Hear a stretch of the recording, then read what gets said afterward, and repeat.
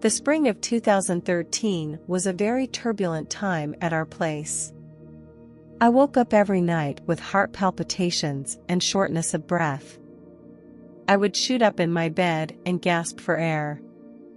After 3 weeks, my condition had not improved, and I went to the doctor for an ECG. The findings were unremarkable. I was told not to worry, to slow down a bit and give myself more time off. A few years ago, we had fulfilled a dream of ours and purchased a large plot of land which held a small animal sanctuary and 2 holiday homes. This made us very happy, but also very busy. That's why I couldn't take a break, and the nocturnal shortness of breath continued. One night, 2 weeks later, it happened. I felt myself waking up first, but not in the way I was used to. I was becoming more and more lucid, even beyond normal waking consciousness. It is very difficult to find the right words to explain it. There are no words to describe what I experienced the way I'd like to describe it. I was floating between my bed and the ceiling. It felt like I'd taken off a tight, hooded bathrobe, and I was free. The thoughts came like lightning, all at once. I thought about the body for a moment, but it didn't interest me in the slightest. I didn't want to waste my time there. It seemed like a piece of clothing that had been discarded and could be forgotten, no emotional connection. I didn't need that anymore. In the next moment, I saw an infinitely wide, dark space, and a very powerful light to my left. Bright, big, and beautiful. I was received in this space with an indescribable love. This love was so powerful that I could think of nothing else. I was pure being, wrapped and infused with love, unconditional love. I can't say how long that lasted, there was no time there. There was only the love, the light, and me as a pure awareness, an absolute clarity like I had never experienced.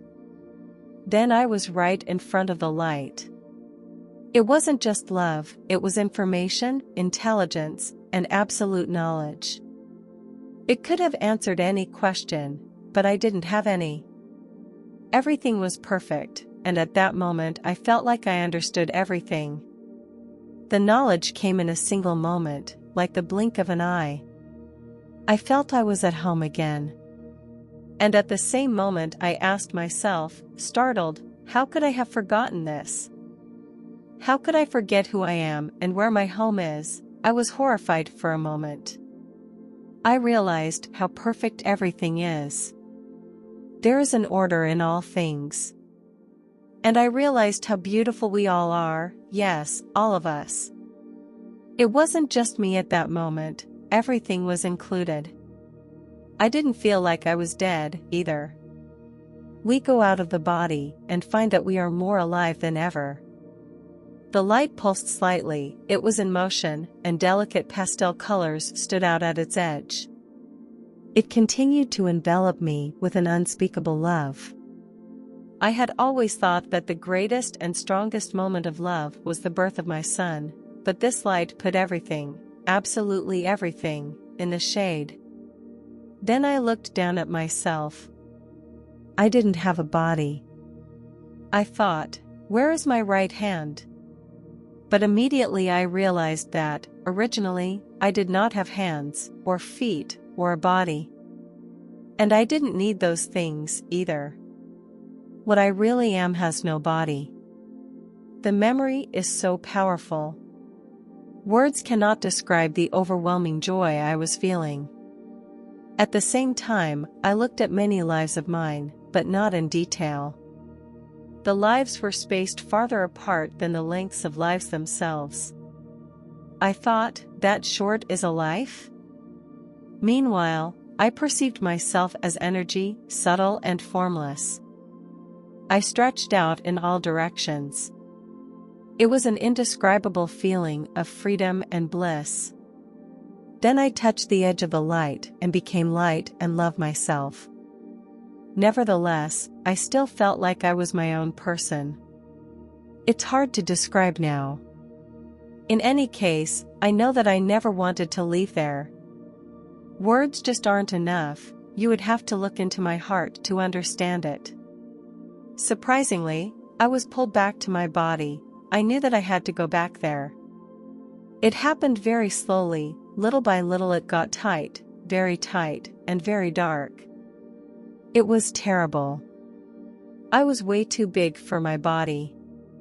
Everything was pressed and compressed. It was like squeezing a large cotton ball into a matchbox. It stopped briefly on my left shoulder, but then it continued to fill my arm. I hadn't realized how square shoulders are. The feeling of tightness in my left shoulder remains to this day. Then there was a terrible taste in my mouth. Being back in the body was horrible. Everything felt and tasted disgusting. I opened my eyes, jumped out of bed, and didn't know what to do with myself. I was completely confused, and I had no name for what I had experienced. I only knew one thing, that I wanted to get out of my body again, back to love, back to freedom. Everything was so difficult again. My vision was clouded, perception was so reduced. The first year after was the worst. Everything had changed. Before this experience, I was not a believer, I could not imagine a God. Within a few seconds, my entire worldview had changed. I experienced something unspeakable that far surpassed any of my previous imaginations. You could say I was a skeptic at the time.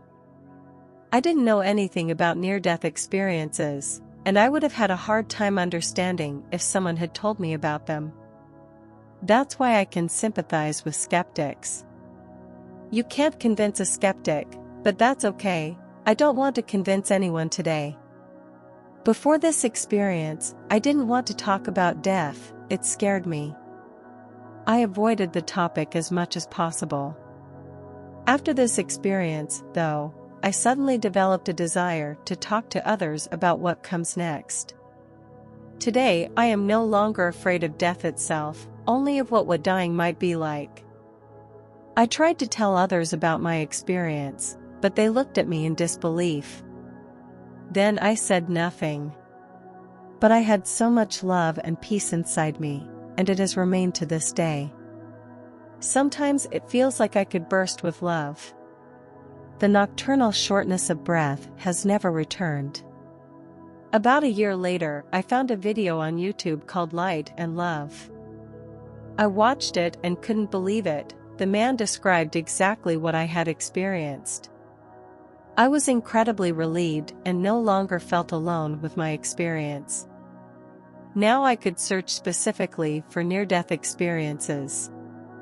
That's how I found the Near-Death Experience Network and got in touch with Professor Dr. 𝘃𝗶𝗃𝗲, the first person who really listened to me, understood me, and was able to explain what I had experienced.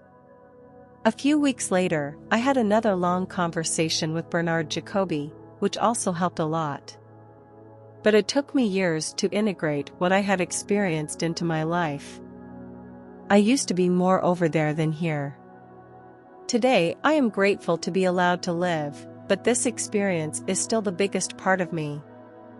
My husband believes that I had that experience. However, he cannot apply it to his life, because he cannot imagine it for himself. We rarely talk about it. But he sees how much it has changed me.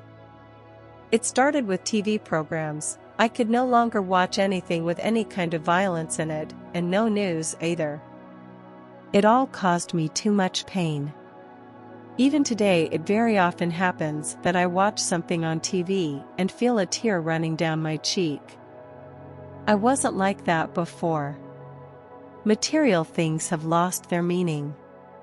Since the near-death experience, I live much more freely, calmly, and consciously.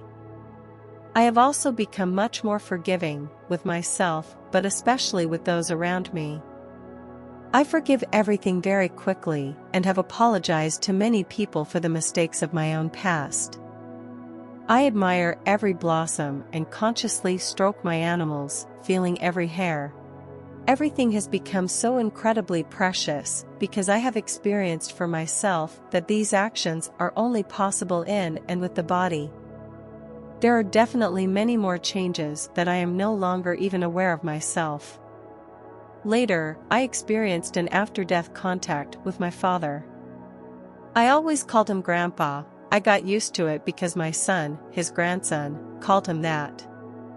On a December day in 2015, we were going to visit my father in the hospital. He had been there a long time, and we all knew that the end was near. The drive to the hospital was going to take at least 4 hours. Before we left, I made myself a coffee and waited for the farm sitter. I was not feeling well. The last few weeks had been exhausting for all of us. I looked at the clock, and it was almost 9:30 in the morning, 9:28 or 29. Suddenly, my whole body started shaking, so hard that I spilled the coffee. It didn't last long, maybe 10 seconds, but it was very strong, and I had no control over it. I just thought, now my nerves are going crazy, the result of the last few weeks. An hour and a half later, the call came, my father had passed away. I received the death certificate 4 weeks later. I noticed that my father's time of death was listed as 9:30 a.m., and I suddenly realized what had passed through me that day. It was my father. And it all suited him so well, because he wasn't a sensitive person, and his jokes were always very rough.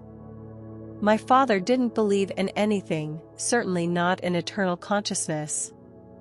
I asked him about it once, but he just laughed very ironically and said to me, "When you're dead, end of story. What's all the nonsense?" I said to him that he'd be surprised, that something does come after death. That was the end of our conversation, and that was a good thing. A few more weeks later, I was lying in bed, sleeping and dreaming. Suddenly, a long ringing sound appeared in my dream. The dream became more and more blurred, and the ringing sound became louder and more piercing, like a doorbell. But it wasn't our doorbell. I was immediately aware of that. It was extremely loud, but I woke up briefly, and everything was quiet again, so I fell back asleep.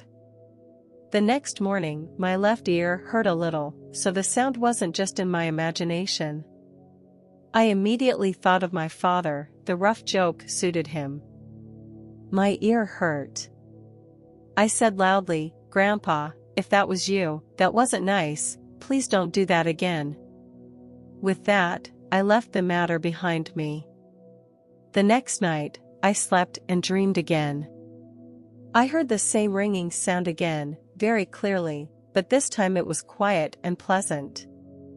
I knew then that it was my father. The sound hasn't reappeared to this day.